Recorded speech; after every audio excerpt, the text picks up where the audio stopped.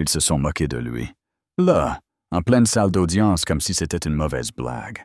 Un gamin de 12 ans, venu des quartiers que tout le monde évite, debout au milieu de costumes et de regards condescendants, avec pour seule arme un vieux cahier froissé et un nom que personne ne respectait.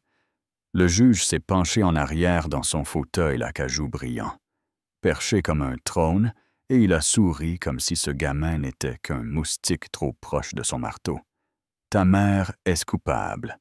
Petit, assieds-toi avant de te ridiculiser. » Ouais, il a vraiment dit ça, devant tout le monde.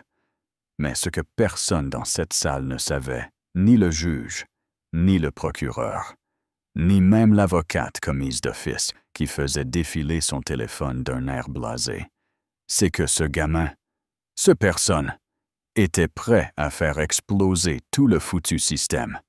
Son nom, c'était Elijah Monroe. Né à Harlem, élevé dans les fissures de la 55e rue Est, là où les bouches d'incendie cassées servaient de piscine d'été, et où chaque ruelle criait la vérité plus fort que les sirènes. Sa mère, Carla, c'était son roc.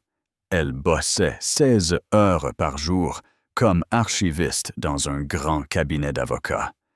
Un cabinet qui prônait la justice, mais qui s'effondrait comme un château de cartes dès qu'il y avait du fric en jeu.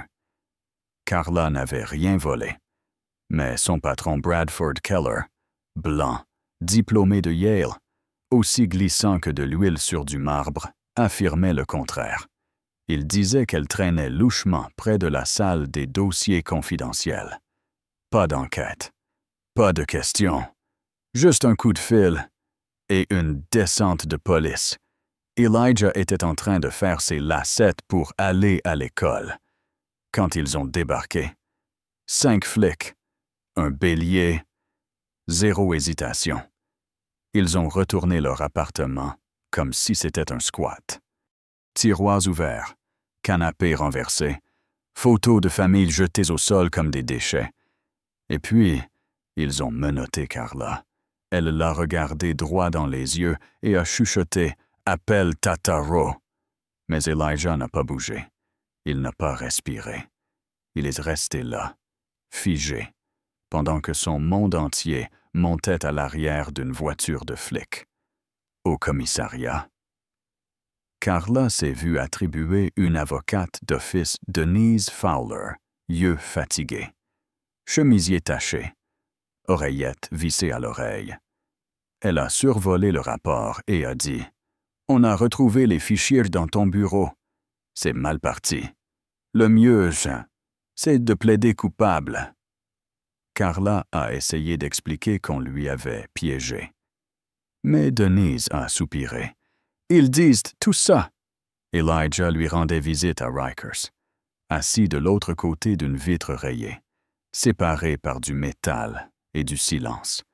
Elle a posé sa main sur le verre. « Je ne l'ai pas fait. Mon cœur. Mais personne ne me croira face à lui. » Et à cet instant-là, Elijah s'est fait une promesse. Il allait les forcer à croire. La plupart des gosses auraient craqué, peut-être même abandonné. Mais Harlem t'apprend tôt que la douleur, ça rend plus clair, pas plus doux. Il a fait son sac, est allé vivre chez Miss Lottie, juste au coin, puis a marché jusqu'à la bibliothèque publique de New York, comme s'il allait à la guerre. Il ne savait pas exactement quoi chercher, mais il savait que la réponse était dans les livres. Des lois, des précédents, des failles. Il a vécu dans cette cathédrale de marbre, entre des lions centenaires, recopiant des pages jusqu'à en avoir des crampes aux doigts. Il ne mangeait que si quelqu'un lui tendait quelque chose. Il ne s'arrêtait que quand la bibliothèque fermait. Une nuit, Madame Ortega, la bibliothécaire, l'a surpris planqué sous 6 gros livres de procédure pénale. « Tu prépares le barreau ou t'as juste pris la mauvaise allée, mon petit ?» Elle a lancé en plaisantant. Elijah a levé les yeux. « Ma mère est innocente, et je vais le prouver. » Quelque chose a changé dans son regard. Peut-être qu'elle aussi, elle connaissait cette douleur. Elle lui a tendu une barre de céréales, s'est penchée et a murmuré « Alors travaille plus dur, ils ne joignent pas à armes égales. » À partir de là, elle gardait un thermos de thé, rien que pour lui, derrière son comptoir. Elijah dévorait le droit, comme d'autres lisaient des bandes dessinées. Il apprenait par cœur les arrêts de la Cour suprême, comparait les mandats de perquisition, annotait les procédures d'audience. Mais il savait qu'il avait besoin d'autre chose. Quelqu'un qui avait vu ce qui s'était passé. C'est là qu'il a trouvé Lionel. Lionel Jacobs. Concierge de nuit dans le cabinet de Keller Barbe Grise. Pas discret, regard hanté. Elijah l'a repéré près d'une supérette, son carnet serré contre lui. « T'es le fils de Carla », a demandé Lionel. Comme s'il le savait déjà. Elijah a hoché la tête. Lionel a regardé autour, puis a soufflé. « Je l'ai vu. Keller, il a pris les fichiers. Il les a mis dans sa mallette, comme si de rien. Puis il m'a regardé et m'a dit « Tu peux rentrer chez toi, Lionel, comme si j'étais son domestique. Mais j'ai un casier. Moi, a-t-il ajouté. Si je parle contre lui, c'est moi qu'ils enterrent. Ce genre de peur, c'est pas nouveau. C'est transmis. Et Elijah le savait très bien. Il est retourné voir Denise, a attendu des heures devant son bureau. Quand elle a enfin daigné le regarder, il a dit « J'ai un témoin. » Elle a soufflé « T'es pas avocat. Gamin. Dégage. » Alors il a trouvé quelqu'un qui voulait bien l'écouter. Dans un centre communautaire, un étudiant en droit, Jamal Clark, animait un atelier sur les droits civiques. Elijah a assisté au cours, a levé la main, et s'est mis à réciter des normes de suppression de preuves, comme des paroles de rap. Jamal l'a fixé. « Où t'as appris tout ça? » Elijah a ouvert son carnet. Jamal l'a parcouru. Page après page. À la 3e, il a lâché « Ça, c'est du niveau master, et t'as 12 ans. » 12! Et furieux, a répondu Elijah. Jamal ne pouvait pas représenter Carla, mais il lui a proposé de l'aider à préparer le procès. Et là, tout a changé. Jour de l'audience préliminaire. Chaleur suffocante. Été new-yorkais collé à la peau. Elijah enfilait sa seule chemise correcte. Assis discrètement dans la galerie avec Jamal. Carla est entrée menottée, vidée, et le juge Ronan Fielding, surnommé la Lame, a fait son entrée. Le genre de gars qui décide d'un verdict avant même d'entendre une phrase. Le procureur a lu l'acte d'accusation. Denise. Pas un mot. Alors Elijah s'est levé. Votre honneur, la perquisition de notre domicile a violé la chaîne de garde et n'a pas été autorisée légalement. C'est une infraction à la Red State v. Magruder. La salle est tombée muette. Fielding plissa les yeux. C'est qui ce gamin? Elijah Monroe. Et j'ai qualité, selon le code de la famille, pour parler au nom de ma mère. Le juge ricana. Rentre chez toi jouer à la console. Mais Elijah n'a pas reculé. Il a continué. Et le rire s'est éteint. L'histoire a fait le tour. Un gamin de 12 ans qui cite des arrêts en plein tribunal impossible à ignorer. La presse locale en a parlé. Puis les chaînes nationales. Et là, les portes se sont ouvertes. Rebecca Lane, journaliste d'investigation redoutée, l'a retrouvée à la bibliothèque. Elle a écouté ses notes et a dit « Je veux en être ». Puis le professeur Adebayo, expert en droit constitutionnel à la retraite. Puis Rachel Kent, l'ancienne greffière du juge. Ils ont formé une équipe, ont fouillé partout. Et ce qu'ils ont trouvé, c'était pas juste sale, c'était explosif. Keller avait des dettes de jeu. Fielding lié financièrement à des investisseurs de prison privée. Il manipulait les jurys depuis des années.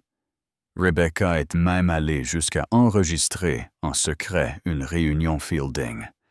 Keller, le procureur en train de comploter pour accuser Carla, tout en appelant ça une pièce de sacrifice. Jour du procès, Fielding a tenté de tout bloquer, rejet des preuves. Témoignage de Lionel exclu, tentative de modifier le jury. Mais Elijah était prêt. Il a invoqué des violations Brady, exigé la transparence, et quand ils ont produit de faux emails, il les a démontés avec des métadonnées, des dates, des précédents. Et puis, Rebecca a diffusé l'enregistrement dans la salle, les caméras allumées, les voix du juge, du procureur et de Keller ont résonné. Complotant pour détruire Carla, Fielding a blâmé.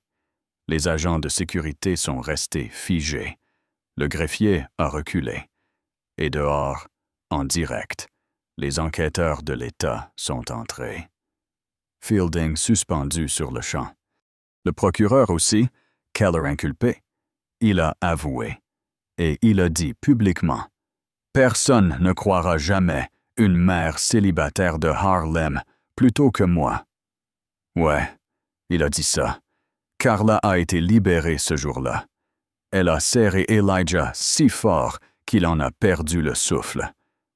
1 mois plus tard, ils ont reçu un dédommagement et ont lancé le projet Monroe, une aide juridique pour les familles oubliées du système.